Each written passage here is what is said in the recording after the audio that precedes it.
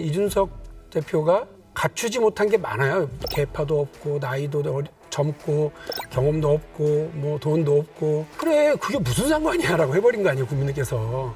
기존의 낡은 정치라고 생각했던 그런 관행들을 다 타파하면서 이제 우리 국민들에게 들리지 않았던 미래라든지 변화라든지 혁신이라든지 그걸 얼마나 던져줄 수 있는 능력과 역량이 있느냐. 그러니까 당과 다른 얘기를 하는 것에 대해서 서슴지 않았고 때로는 저 오늘은 정의당 하겠습니다. 저 오늘은 민주당 하겠습니다. 이런 멘트도 서슴지 않고 이제 방송을 하셨었거든요. 금배지 달고 계신 분들은 전부 다 좀 긴장해야 된다. 언제 떠내려갈지 모른다. 국민의힘 당대표 선거에서 20, 30대 지지를 받은 이준석 대표가 선출되었습니다. 여당과 제1야당을 통틀어서 우리 정치사 최초의 30대 당대표라고 하는데요. 이른바 영선의 이준석 대표를 선택한 이유가 무엇일지 현역 의원님들의 이야기를 한번 들어볼 텐데요. 대한민국 국민들께서요, 이 정치의 이 낡은 모습 그리고 이 구태의연한 태도 이런 것들에 대해서 정말 지긋지긋해하고 계시거든요. 근데 그 누가 용기 있게 나서서 내가 한번 해보겠어요라고 하는 사람들이 잘 안 보이는 거예요. 대한민국 생각해 보십시오. 경제, 스포츠, 예술, 뭐 문화 대부분의 분야가 전부 다 선진국에 좀 가 있잖아요. 정치만 후진국 상황에서 아직도 아웅다웅. 국민들은 하나도 신경 쓰지 않는 계파 정치, 내가 대세론이네, 뭐 유명한 유력 정치인이 내 뒤에 서 있네 이런 얘기를 가지고 당권 경쟁하고 대권 경쟁하고 이러니까 국민들이 정말 이거 어처구니 없이들 생각하시는 거거든요. 이거 싹 치우라는 거 아니겠어요? 국민들께서 보실 때는 이준석 대표가 갖추지 못한 게 많아요. 계파도 없고 나이도 젊고 경험도 없고 뭐 돈도 없고 국회의원 해보지도 않았고. 그래 그게 무슨 상관이야라고 해버린 거 아니에요 국민들께서. 그러니까 당신들보다 나아. 구태의연하게 지금 뭐 계파 얘기하고 누구 줄 세워서 누가 어떤 국회의원이 내 편이고 이런 것이 하나 중요하지 않다는 걸 보여주셨기 때문에 이거 누구도 거스릴 수 없다고 생각하고요. 그런 의미에서 국민의 승리라고 생각해요.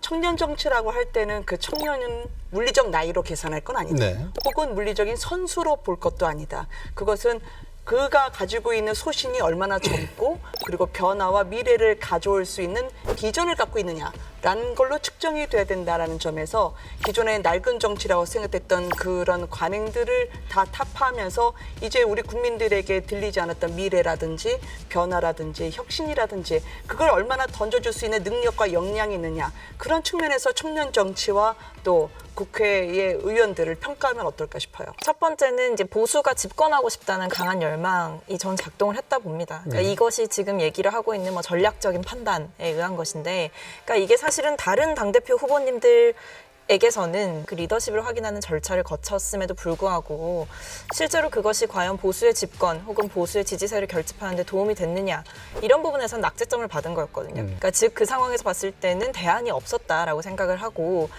이준석 후보가 그동안 보여왔던 여러 가지 다양한 활동들에서 저는 인지도라든지 뭐 사회적인 그런 인식 자체는 굉장히 많이 올라갔었다라고 생각을 합니다. 그러다 보니까 이제 대안이 부재한 상황 속에서 보수가 집권을 하겠다라는 당내부의 강한 의지가 모이다 보니까 그것이 이준석이라는 그릇을 통해서 저는 담아졌다고 생각을 하고, 두 번째 이제 민심인데요. 사실은 여론조사에서 굉장히 압도적인 승리를 이제 이준석 대표께서 거두셨는데 이거야말로 저는 이제 좀 그동안의 정치와는 좀 다른 정치를 해달라라는 거기에 대한 이제 반응이었다고 생각을 합니다. 그러니까 이준석 대표께서 사실은 뭐 내용을 차치하고 그동안 해오셨던 행보의 일관성은 딱 하나예요.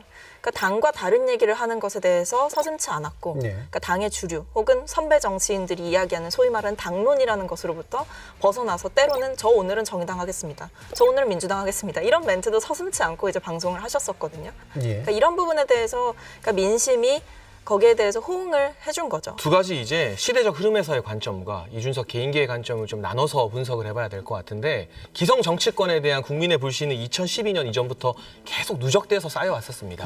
많은 국민들이 거의 10년 가까이 이제 여의도 안에 있는 원내에서 선수 쌓고 경험 있는 정치인들 못 믿겠다, 그들에게 나라를 못 믿겠다는 요구를 꾸준히 해왔던 거예요. 이게 갑자기 튀어나온 정치 불신이 아니라 2012년 안철수 연상 때부터 기성 정치에 대한 불신과 불만이 쌓이고 쌓이다가 이번에 어떻게 보면 이준석 돌풍으로 한 번 더 분출이 되었기 때문에 물론 이 300명의 국회의원 개개인의 역량이나 혁신에 대한 태도가 다 다르겠지만 전 일반적으로 봤을 때 금배지 달고 계신 분들은 전부 다 좀 긴장해야 된다. 언제 떠내려갈지 모른다. 두 번째는 이제 이준석의 개인기에 대한 분석인데 가장 근본적인 원인은 이준석 대표가 디테일에 있어서 20대의 어떤 요구사항을 아주 구체적으로 잘 받아들였다는 점. 그러니까 정책 효능감을 제공했다는 점 같습니다.